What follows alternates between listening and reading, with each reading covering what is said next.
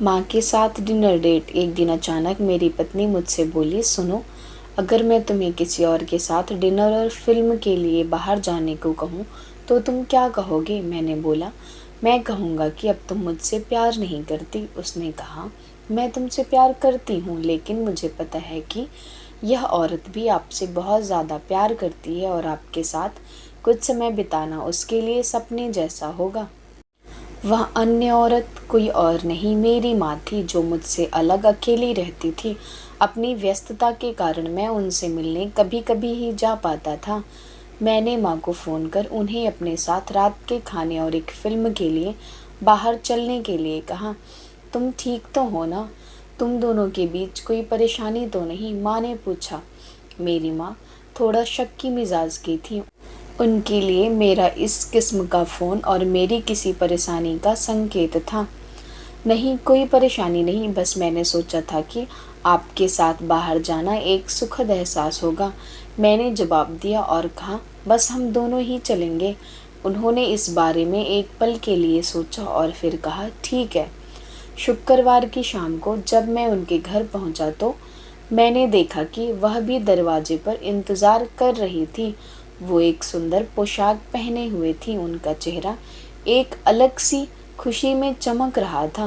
Car में माँ ने कहा, मैंने अपनी फ्रेंड्स को बताया कि मैं अपने बेटे के साथ बाहर खाना खाने के लिए जा रही हूँ।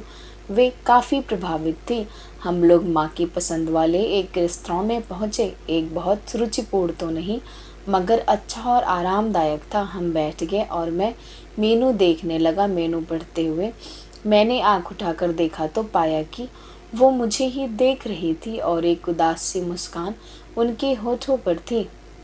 जब तुम छोटे थे तो ये मेनू मैं तुम्हारे लिए पढ़ती थी, उन्होंने कहा। माँ, इस समय मैं आपके लिए पढ़ना चाहता हूँ, मैंने जवाब दिया।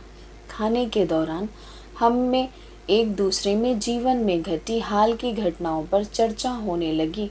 हमने आपस में इतनी ज़्यादा बात की कि पिक्चर का समय कब निकल गया हमें पता ही नहीं चला। बाद में वापस घर लौटते समय माँ ने कहा, अगर अगली बार मैं उन्हें बिल का पेमेंट करने दूँ तो वो मेरे साथ दोबारा डिनर के लिए आना चाहेंगी। मैंने कहा, माँ आप जब चाहो, और बिल पेमेंट कौन करता है, इससे क्या फ़र्क पड़ता है? माँ ने कहा कि फ़र्क पड़ता है और अगली बार बिल वो ही पे करेंगी। घर पहुँचने पर पत्नी ने पूछा, कैसा रहा? बहुत बढ़िया, जैसे सोचा था उससे कहीं ज़्यादा बढ़िया, मैंने जवाब दिया। इस घटना के कुछ दिन बाद मेरी माँ का दिल का दौरा पड़ने से निधन हो गया। यह इतना अचानक हुआ कि मैं उनके लिए कुछ नहीं कर पाया। माँ की मौत के कुछ समय बाद मुझे एक लिफाफा मिला जिसमें उसी रेस्तरां की एडवांस पेमेंट की रसीद के साथ माँ का एक खत था, जिसमें माँ ने लिखा था, मेरे बेटे, मुझे पता नहीं कि मैं तुम्हारे साथ दोबारा डिनर पर जा पाऊँगी या नहीं, इसलिए मैंने 2 लोगों के खाने के अनुमानित बिल का एडवांस पेमेंट कर दिया है। अगर मैं नहीं जा पाऊँ तो तुम अपनी पत्नी के साथ भोजन करने ज़रूर जाना। उस रात तुमने कहा था ना कि क्या फ़र्क पड़ता है, मुझ जैसी अकेली रहने वाली बूढ़ी औरत को फ़र्क पड़ता है। तुम नहीं जानते, उस रात तुम्हारे साथ बीता हर पल मेरे जीवन के सबसे बेहतरीन समय में से एक था। भगवान तुम्हें सदा खुश रखे। आई लव यू, तुम्हारी माँ। उस पल मुझे अपनों को समय देने और उनके प्यार को महसूस करने का महत्व मालूम हुआ। जीवन में कुछ भी आपके अपने परिवार से भी ज़्यादा महत्वपूर्ण नहीं है। न व्हाट्सएप, न फेसबुक, ना मोबाइल, ना लैपटॉप और ना ही टीवी।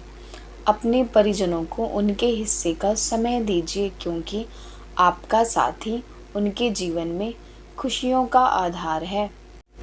इस मैसेज को उन सब व्यक्तियों के साथ शेयर कीजिए जिनके बूढ़े माता पिता हो, जिनके छोटे बच्चे हों और जिनको प्यार करने वाला और उनका इंतज़ार करने वाला कोई हो, क्योंकि धन तो आता जाता है मगर अपने गए तो लौट कर नहीं आते।